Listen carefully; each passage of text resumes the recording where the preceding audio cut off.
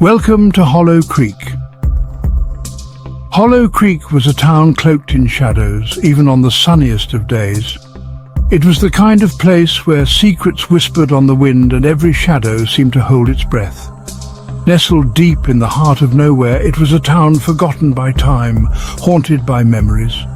The townsfolk were a tight-lipped bunch, their faces etched with a weariness that ran deeper than the lines around their eyes. They knew the town's secrets, had seen the things that lurked in the shadows. They knew better than to talk about them. The heart of Hollow Creek's darkness was Hollow Manor. Perched high on a hill overlooking the town, it stood like a skeletal finger pointing at the sky. Its windows were dark, vacant eyes staring down at the town below. The old house had been empty for as long as anyone could remember. No one dared to go near it. Hollow Manor was more than just an empty house.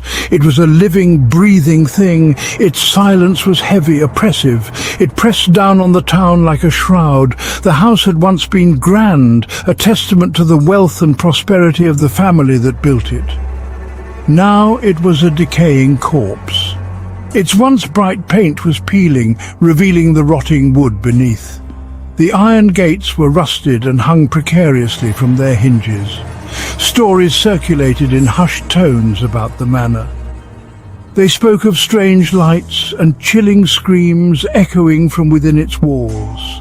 They spoke of shadows moving in the dead of night, of whispers carried on the wind.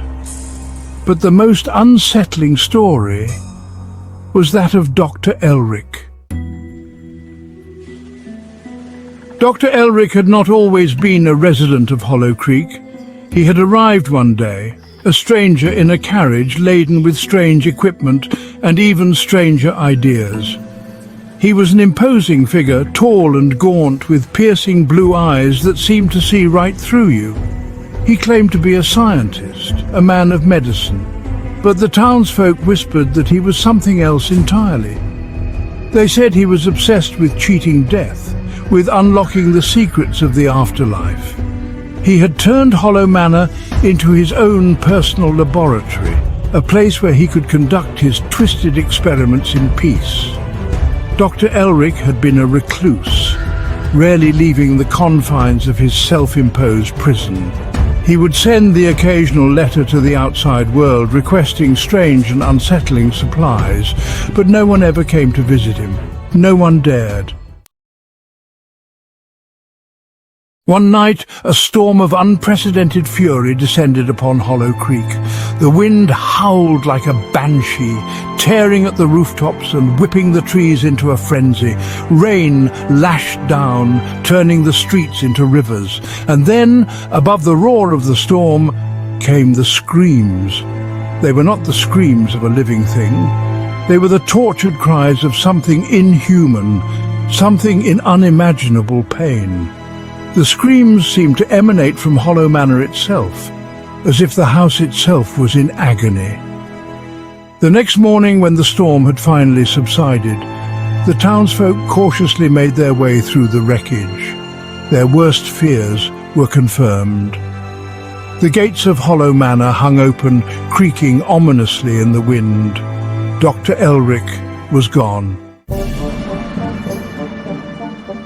But Hollow Manor remained, a constant reminder of the darkness that lay at the heart of Hollow Creek.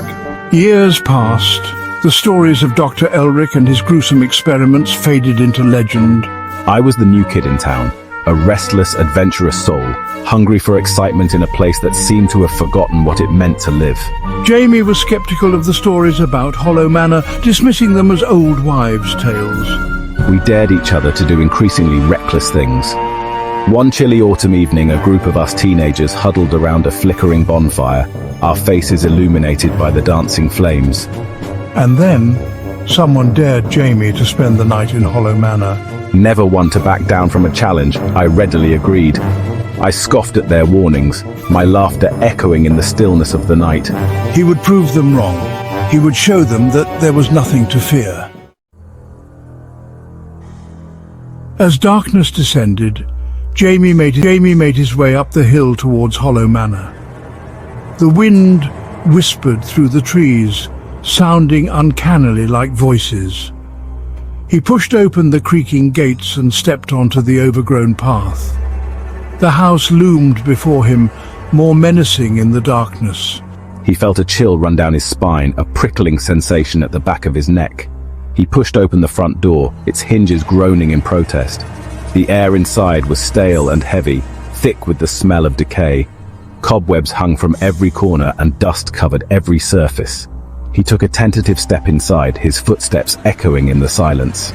He heard a noise, a soft whisper, just at the edge of hearing. He spun around, his heart pounding in his chest. "Who's there?" he called out, his voice trembling slightly. Only silence answered him. Jamie explored the house, his apprehension growing with every step. Each room was colder than the last, the darkness seeming to press in on him. He found himself in a room at the end of a long, dusty hallway. The door was slightly ajar, and a faint light emanated from within. He pushed open the door and stepped inside. The room was small and cluttered, filled with bookshelves overflowing with ancient tomes. A fire crackled merrily in the hearth, casting dancing shadows on the walls. In the center of the room sat a large, ornately carved desk, and behind the desk, slumped in a high-backed chair, sat a figure. Jamie froze. His heart pounded in his chest. He could barely breathe. The figure slowly turned its head, and Jamie found himself staring into the vacant sockets of a skull. It was Dr. Elric. His fleshless fingers still clutched a quill poised above a half-written page. The air was thick with the stench of decay. Jamie stumbled back, his stomach churning. He wanted to run, to scream, to do anything but stand there, staring at the desiccated corpse of the man who had terrorized Hollow Creek all those years ago. But his feet felt rooted to the spot. As he stared at the corpse, a horrifying realization dawned on him. Dr. Elric's skeletal hand was twitching. The quill was moving, scratching across the parchment. Jamie watched in horror as the quill moved, seemingly of its own accord. It was writing something, a message from beyond the grave. He leaned in closer, his heart pounding in his ears, and read the words that the ghostly hand had written. "Heed my warning," it read. "This house is cursed."